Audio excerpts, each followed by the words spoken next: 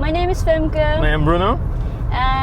Welcome to our channel, The Watchbox. We are on the way back in the car from our little weekend away to the beach, and we thought let's record a video about watches and vacations, or what would you call it? I guess how or what to do when you're going on vacation, watch related, right? Like, do you bring something specific?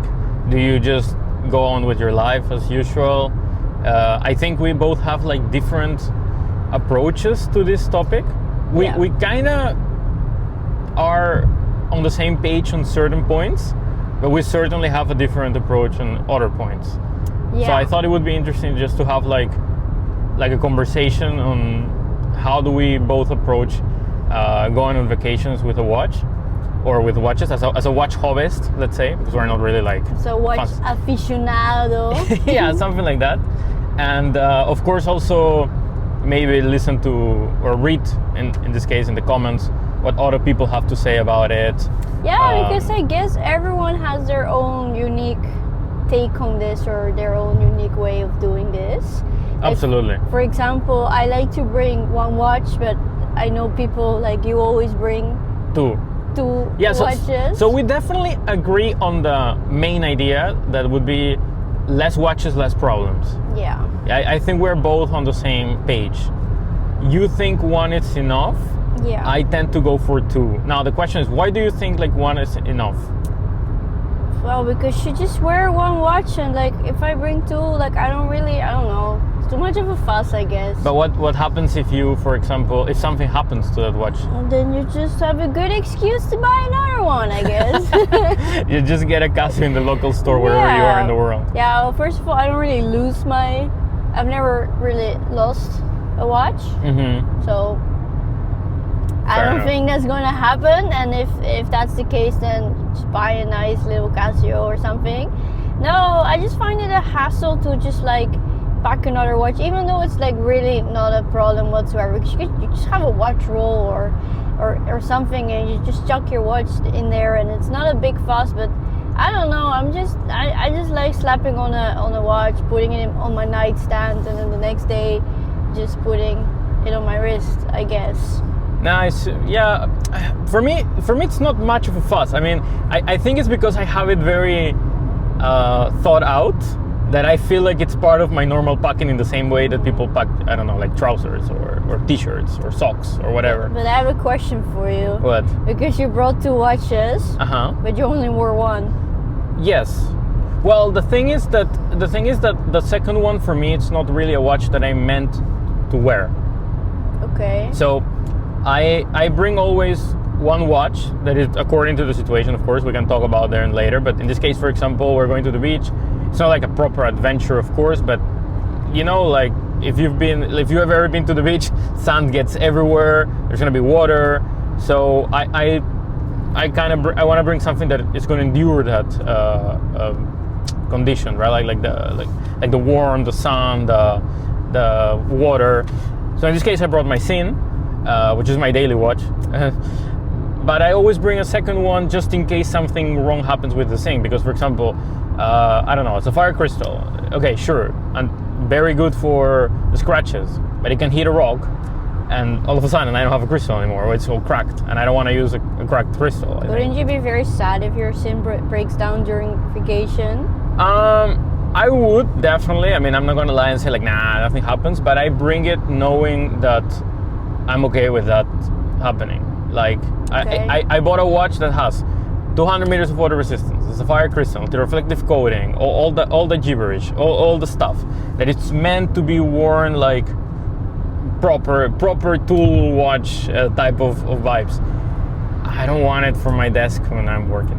I want to be able to endure it. Like, if not, what's the point? If not, just get fair enough. I'm always of the opinion that people should wear their watches. I hate it when people buy a watch, and for example, a friend of yours, he bought a watch and then he never wore it because he was too afraid of wearing it, and I think that's very sad. But when I go on vacation, I like bringing a watch that I feel comfortable losing, or I would feel comfortable buying again. Right. I don't have any watch actually in my collection that I don't feel comfortable buying again. But let's say if I had a watch that was like above. Well, except for sentimental pieces, right? Like, except for sentimental pieces, so those stay at home, you know. So yeah, that's also another thing. Like I don't really like bringing I have a watch of my mom. I don't like bringing it because I don't want to lose it, you know. No, of course. So, yeah, I mean, I don't do it. I bought this, for example, with my own money, and it's my daily watch, and that's it. But for example, well, what I wanted to say is, like, for example, the second watch that I bring is always the same Casio, and it's just a watch that I know that is reliable, that is there, and it doesn't even use too much space because I wear glasses. I think that's not a secret. So in the you wear glasses? in the box that where the glasses are stored, that of course I just bring it for bringing it because they are always in my head. You just put the watch there? Yeah, I put the watch there. I put like the cloth to clean there. I put a second NATO strap. That's also another thing I always, or try to almost always use NATOs in this type of trips because, well, NATOs rule. But they are very comfortable, and I bring a second pair of pins. Why? Because I think this is a little bit too much maybe, but I feel like pins can fly over, especially for example, I don't know, you go to the sea and I don't know, something happens, boom, pin out, and because you have your watch in a NATO, it's gonna hold. I think it's honestly very... Too much? I don't know, over prepared is a nice way of putting it, I would say. I don't know, I think it's a bit much, but maybe there's other people who also bring extra pins to their vacation. I personally think it's a bit much, but you know, everyone to each their own. I think it's good, and you never know. I mean, maybe a pin breaks loose, or fair enough. Or for example, you want to change your strap or something, and one pin flies.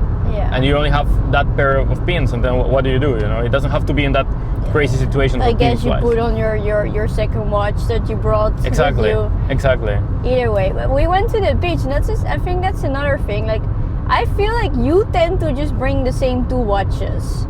Yes. You bring your Sin and you bring the Casio. I am more of a, how would you say it? I take the watch according to the occasion. So now we went to the beach.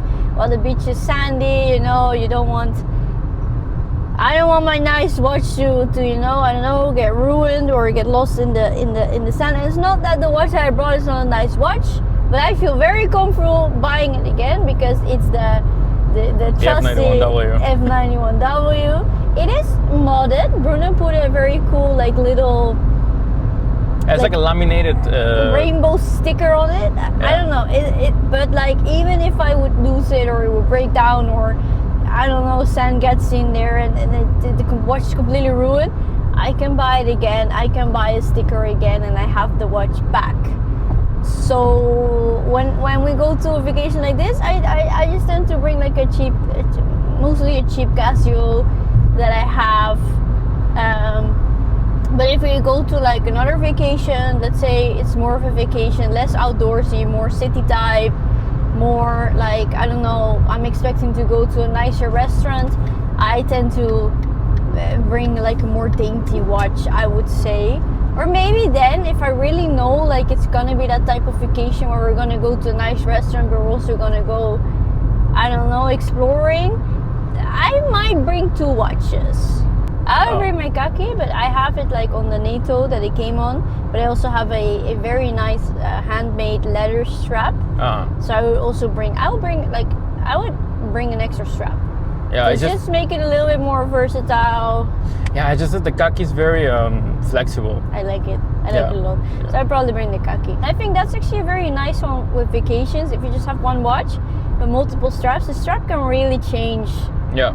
The feel, the look of a watch. So you don't maybe you don't need to bring like two watches, but you can just bring the metal strap, and it works a little bit better. Yeah, and for example, like here, a good tip would be bring different straps. For example, all to pass through the pins, but different ones. So like not in color only, but in style. So for example, I bring like this green proper NATO, and yeah, I mean, it's one of my favorite straps. I think you also brought a Perlon strap, exactly, right? That's what I was going to tell you. Bring a Perlon, because the advantage of the Perlon is that because you can basically plug it anywhere, it's basically like having micro adjustments on the fly all the time, and especially in a warm vacation like this one, that's like the dream. Yeah, it's amazing, you know, you really want that. Yeah. Well, actually, I'm very curious what other people do on their vacations, if they actually bring their sentimental value piece, because they're like, oh no, but what if I go away and my house get robbed, or... Yeah, that's something I always have in mind in the back, but then I say to myself, like, well... Who's gonna rob our apartment? I mean, yeah, exactly. And I mean, if it happens, well, at least I was safe somewhere else, I guess. Yeah, because there's people, I don't know, I think there's different strategies. I think we're using the most used strategy, I would say. But I know, for example, you watched a lot of TGB videos. Yeah. He tends to bring like a fuck ton of watches. He brings like 5 watches, I think. He brings like a whole collection of watches. And for example, that's also not a thing. He, for example, some people like Tristano, he always mentions that he brings like his GMT Master for good luck when he's traveling, because it's like his travel watch and it's a GMT. I get the idea, but well, first of all, in this trip in particular, we are of course in the same time zone, so. But okay, like he has family abroad, like same as me, for example, or work. I get that, but I don't know. Bringing a GMT Master, such an expensive watch, I think I would think it twice, depending on the destination, a lot. And that's something that people, for example, don't talk too much. And I think this is very important when it comes to trips, and we have not mentioned it until now, is the safety of using a watch. You know, like watches are, at the end of the day, are luxury goods, you know? Yeah, don't go to London with your roly-poly. Exactly.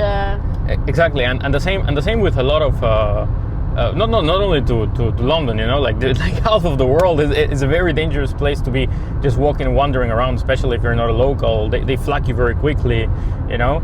So for example, what I love about the scene, and I mentioned this in the 1 year review I made of the scene, is that this is a very under the radar watch.